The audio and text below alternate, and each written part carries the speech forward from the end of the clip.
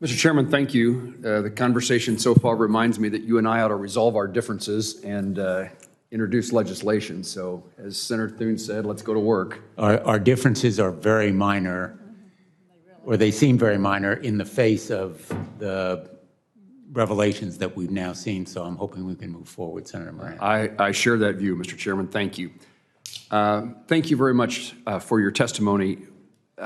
What examples do you know? We've talked about particularly children, teenage girls specifically, but what other examples do you know about where Facebook or Instagram knew its decisions would be harmful to its users, but still proceeded with the plan and executed those harmful behavior?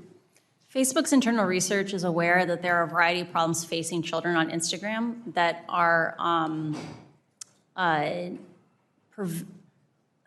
they know that severe harm is happening to children. For example, in the case of bullying, Facebook knows that Instagram dramatically changes the experience of high school. So when we were in high school, or when I was in high school, most kids You looked at me and changed your wording. Sorry.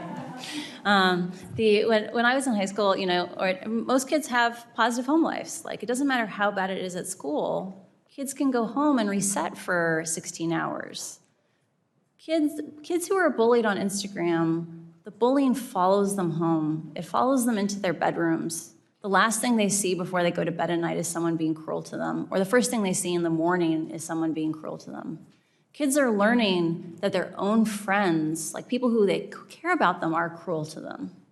Like, think about how that's going to impact their domestic relationships when they become 20-somethings or 30-somethings, to believe that people who care about you are mean to you. Facebook knows that parents today, because they didn't experience these things, they never experienced this addictive experience with a piece of technology, they give their children bad advice. They say things like, why don't you just stop using it? And so that Facebook's own research is aware that children express feelings of loneliness and struggling with these things because they can't even get support from their own parents. I don't understand how Facebook can know all these things and not escalate it to someone like Congress for help and support in navigating these problems. Let me ask the question in a broader way. Besides teenagers or besides girls or besides youth, are there other practices at Facebook or Instagram that are known to be harmful but yet are pursued?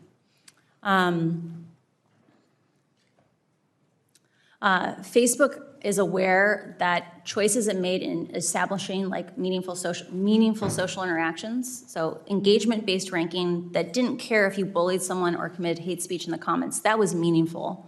They know that that change directly changed publishers' behavior, that companies like BuzzFeed wrote in and said, the content is most successful on our platform is some of the content we're most ashamed of.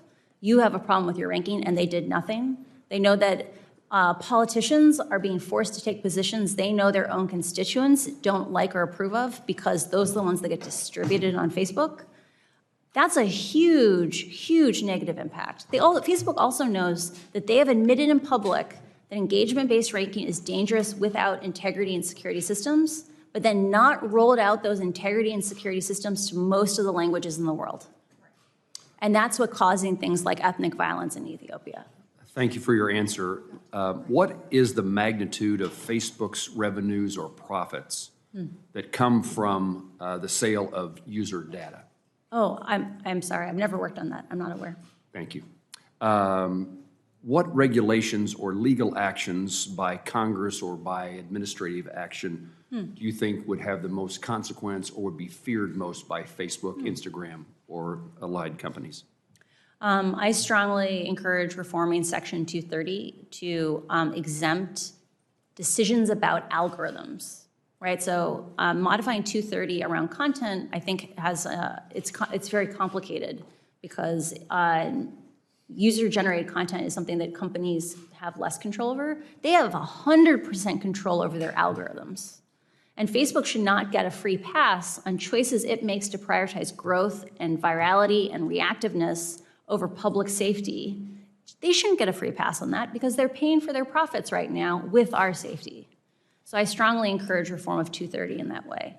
I also believe there needs to be a dedicated oversight body Because right now, the only people in the world who are trained to analyze these experiments, to understand what's happening inside of Facebook, are people who, grew up inside of Facebook or Pinterest or another social media company.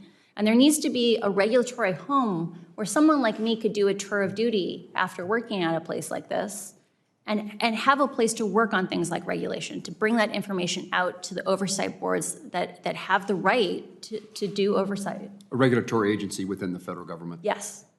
Thank you very much. Thank you, Chairman.